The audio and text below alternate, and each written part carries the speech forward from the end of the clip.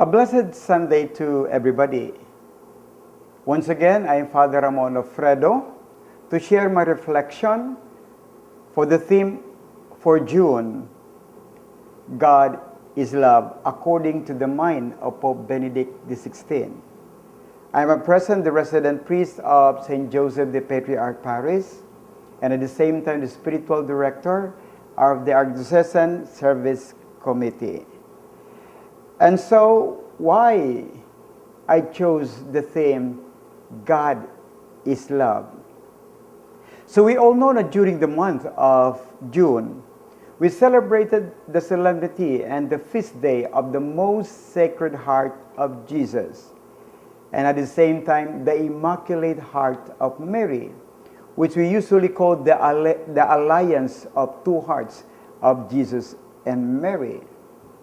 And at the same time, why I chose God is Love in the context of the mind of Pope Benedict XVI, because of his encyclical entitled Deus Caritas Est, which means God is Love. So remember Pope Benedict XVI, when he was elected as Pope, this is his first encyclical, which he promulgated December 25, 2005, the solemnity of the Nativity of our Lord Jesus Christ in Rome. So many would ask, for example, what is the significance of an encyclical? So for all you know, the encyclical, the most important form of communication a Pope has at his disposal. So normally the first encyclical of a new Pope set the tone for everything that follows during his pontificate, explaining Pope's views of his office and his role and the life of his billion-member flock.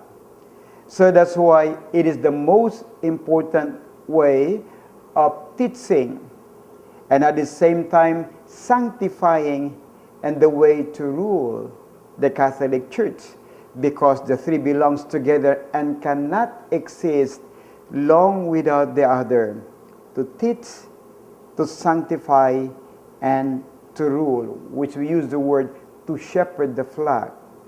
So with this encyclical, I hope we will be enlightened why God is love. So what is the Pope teaching us when we talk about God is love? So many would ask, why not start the understanding of God with reason or philosophy, or better, with psychology, instead of talking about God who is love? The reason why Pope Benedict chose to talk about God as God is love, because he started his pontificate with charity, because he knows that the intellect is not the source of Christian life. And he strongly say there is a heart and a center of Christian faith. And what is this? God is love. And he who abides in love abides in God, because God abides in him.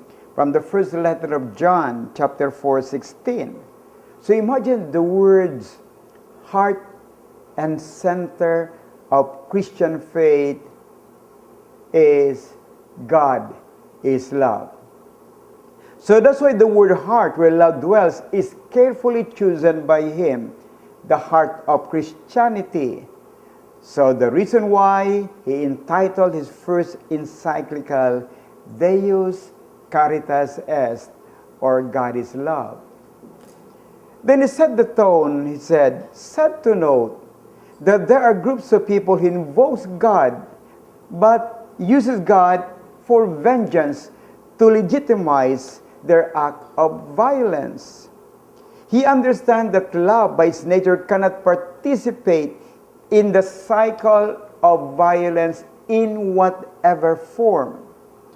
In a world where the name of God is sometimes associated with vengeance or even a duty of hatred and violence, this is not the way that God would want to us to bring his image, who is God.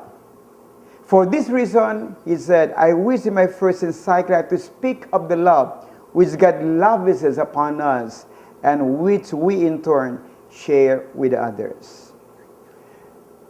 So what does it mean when we talk about God is love?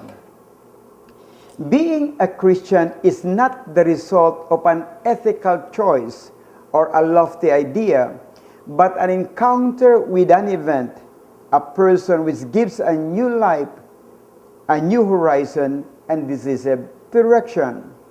It is an act of faith. It is always faith in Jesus Christ that will give us a new meaning and direction to our life. So that's why the content of that faith in Jesus Christ we have come to believe should be in the context of God, who is love. For faith, therefore, is a response to the gift of love which draws us near to Him. The encyclical, therefore, is a hymn to God's love and leads us to reflect on the phenomenon of love. First, by looking at our human experience of love. That is the first part of the encyclical. Second, understanding love, lifting our hearts to the reality of the divine love, from the human love to divine love. And third, to reach out to others in love, meaning acting it out from human love to divine love and then acting it out. So that's why the unity of love in creation and salvation history should be understood that God is love. These are the most frequently used but sometimes also misused word, because many people invoke the name of God who is love but never bow to Him. We say to one another, I love you, but we refuse to give ourselves to one another. So we use this word, but we do not have clear understanding about them. We even speak of them as two separate, distinct words, when in truth they're only one. Again, God is love. So that's why we need to understand that God is not God and love. So God is love, never departmentalized into separate entities or elements in His being. So how do we understood the level or the growth in terms of love? According to encyclicals, first, there is eros. Second, agape. And the third is caritas. So allow me to explain the meaning of eros according to Pope Benedict XVI. He said in encyclical that eros is portrayed as covetous love. So eros is attraction, and it is the way human love begins, by attraction. That's why male and female get attracted to one another, and that is eros. And eros is the aspect of love which makes us desire and long for the other human person. So that human love attracted to one another would lead to what we call the sacrament of marriage, and to live as husband and wife for life. It is the principle of inspiration on the part of the lover. That's why anybody who is in love are usually inspired to reach out to one another. But sometimes this eros word is misunderstood. So when we talk about eros, it means ordered sexuality or ordered kind of human love. But when it becomes disorder, that human love becomes erotic. The theme of pornography is always erotic. It excites and pollutes the mind of human person. And that is not the way God has designed human love when He gave it to us as a gift.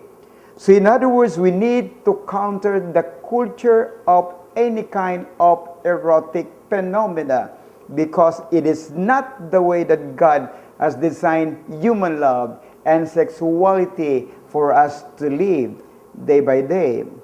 Because when we talk about strictly about eros or human love, it is itself disciplined and ordered, so that the true completion in a full and complete experience can be realized in both when we talk about friendship and at the same time when we talk about love or agape. So then, although we say that it is a human love, but actually eros is the beginning towards developing into a divine love. So eros is a kind of intoxication, the overpowering of reason, and by divine madness which steers man away from his infinite, finite existence and enable him to process, to reach out to that level of divine love. So why intoxication and overpowering of reason? Diba, we say it in Cebuano, mahigugma gani ka, mura kag mabuang, di ba? So wa ka kasabot sa imong gibati, murag di nimo ka split car nganong nahigugma ko nining tawhana, because human love is always beyond reason. And therefore, from that stage, we develop the eros, because once human love is purified, once human love is healed, it grows into a relationship where we become less concerned with ourselves, become self-sacrificing, self-forgetfulness, then we develop self-renunciation and seek the good of others. That's why through self-discipline and self-renunciation, eros becomes agape. And then eros and agape becomes inseparable, because God's love for man is agape, because it is a love that forgives, and God's love for man is agape because the element of his mercy and compassion cannot be deleted but innate as we reach out to one another in love. So that's why eros is love that is sent to love God more and more.